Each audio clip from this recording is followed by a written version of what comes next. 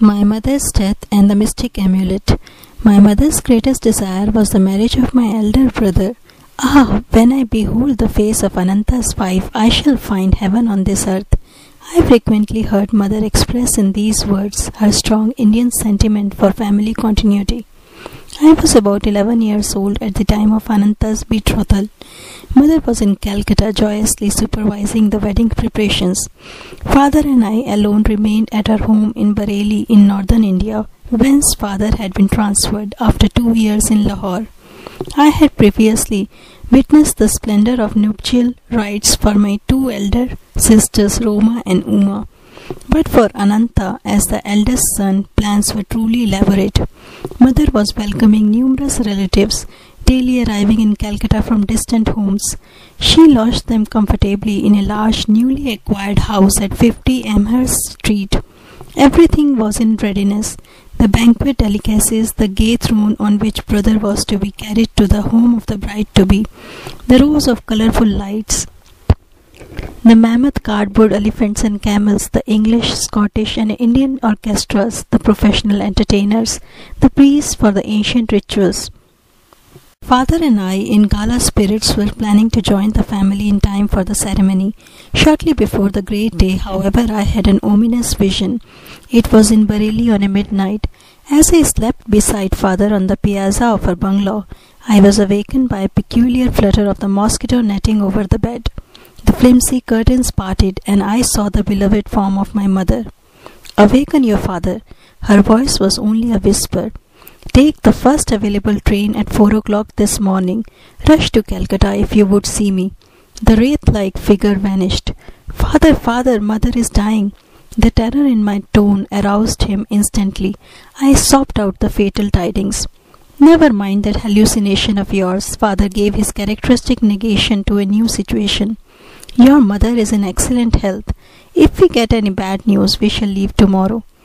You shall never forgive yourself for not starting now." Anguish caused me to add bitterly, "Nor shall I ever forgive you." The melancholy morning came with explicit words. "Mother dangerously ill, marriage postponed, come at once." Father and I left distractedly. One of my uncles met us en route at a transfer point. A train thundered toward us, looming with telescopic increase. From my inner tumult, an abrupt determination arose to hurl myself on the railroad tracks. Already bereft, I felt of my mother. I could not endure a world suddenly bare to the bone. I loved mother as my dearest friend on earth. Her solacing black eyes had been my refuge in the trifling tragedies of childhood. Does she yet live? I stopped for one last question to my uncle. He was not slow to interpret the desperation in my face. "Of course she is alive." But I scarcely believed him. When we reached our Calcutta home, it was only to confront the stunning mystery of death. I collapsed into an almost lifeless state. Years passed before any reconciliation entered my heart. Storming the very gates of heaven, my cries at last summoned the Divine Mother. Her words brought final healing to my suppurating wounds. "It is I who have watched over thee, life after life, in the tenderness of many mothers. See in my gaze the 2 black eyes, the lost beautiful eyes thou seekest." Father and I returned to Bareilly soon after the crematory rites for the well-beloved. Early every morning I made a pathetic memorial pilgrimage to a large shioli tree that shaded the smooth green gold lawn before our bungalow.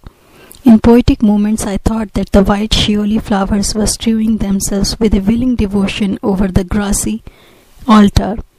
Mingling tears with the dew, I often observed a strange otherworldly light emerging from the dawn.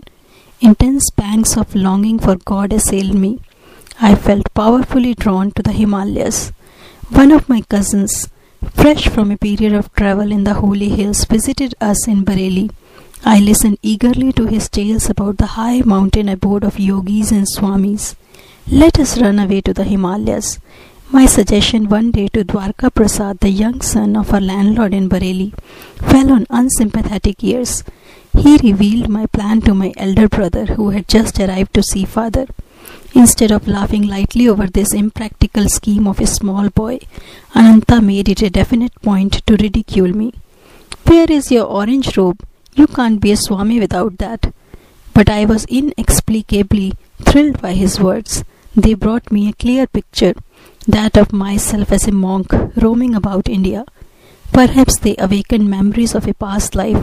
In any case, I realized with what natural ease I would wear the garb of the anciently founded monastic order. Chatting one morning with Dwarka, I felt a love for God descending with avalanche-like force.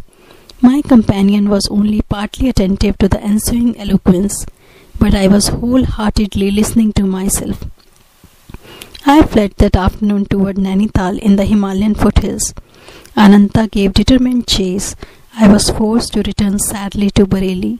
The only pilgrimage permitted to me was the customary one at dawn to the Shioli tree. My heart wept for my two lost mothers, one human, one divine.